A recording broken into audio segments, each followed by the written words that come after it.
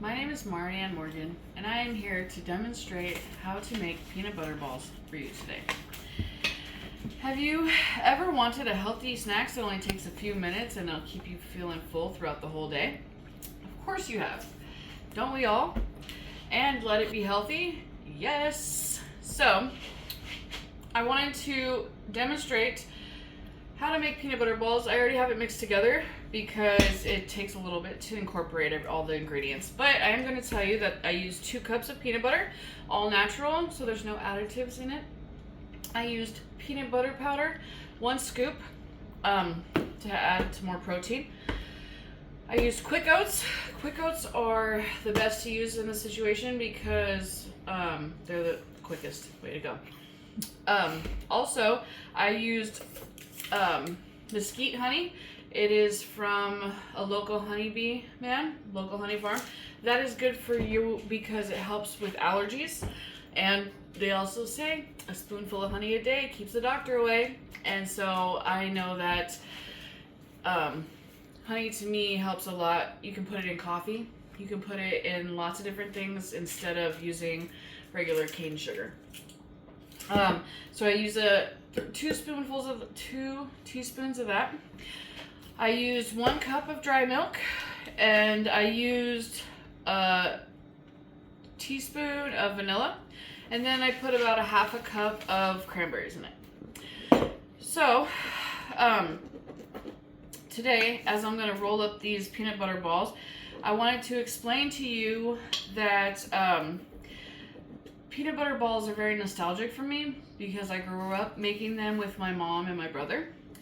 And it kind of just makes me feel more of like a at-home, nurturing kind of way of feeling.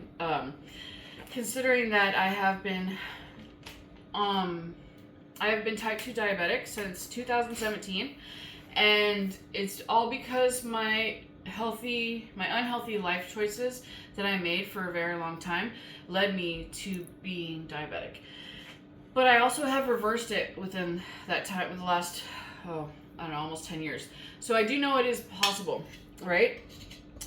Last October, I decided to take myself off of insulin because of the prices of insulin.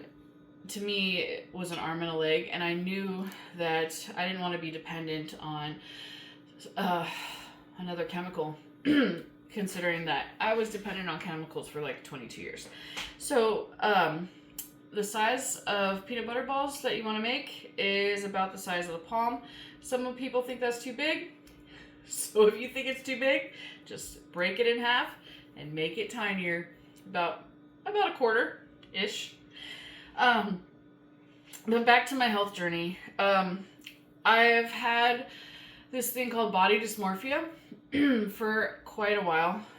Growing up, I didn't realize that it was body dysmorphia, but I do know what it is called now. And I do know how to help myself work through it.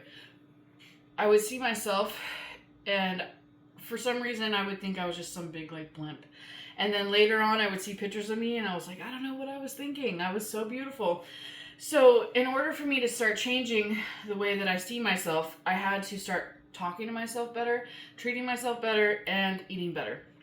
When I first got sober, I noticed that I used food as a coping skill, when really, honestly, it's just fuel for our bodies to keep going, and we do not need to eat 3 meals a day, because to me, I was just trying to shove way too many calories into a meal. So now I use an app to help me realize what my calorie intake is, and I meet with a dietitian to help me see what is a good intake of carbs, protein, and vegetables, like the plate size of what a decent plate should be instead of these huge plates.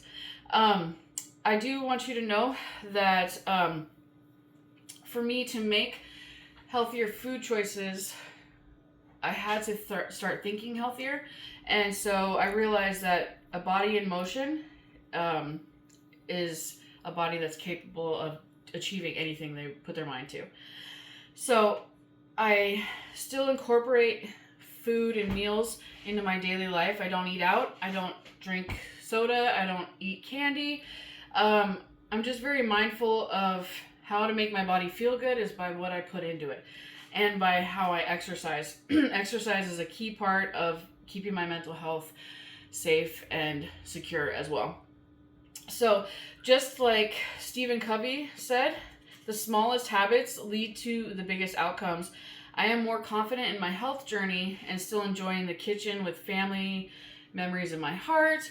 And I just feel like this is a good way to help keep me focused on how to maintain a way to stay positive and to have something quick to grab whenever I need something real quick.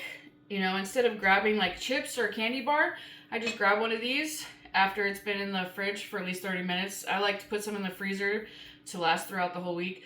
But it's a very important thing for me to realize that, like, food is fuel for the body. It is not a coping skill. And I do not need to use it as a crutch to make it through my day. I just need it to live my life and to be on the right path. And I'm super grateful for the different lessons I've learned, right?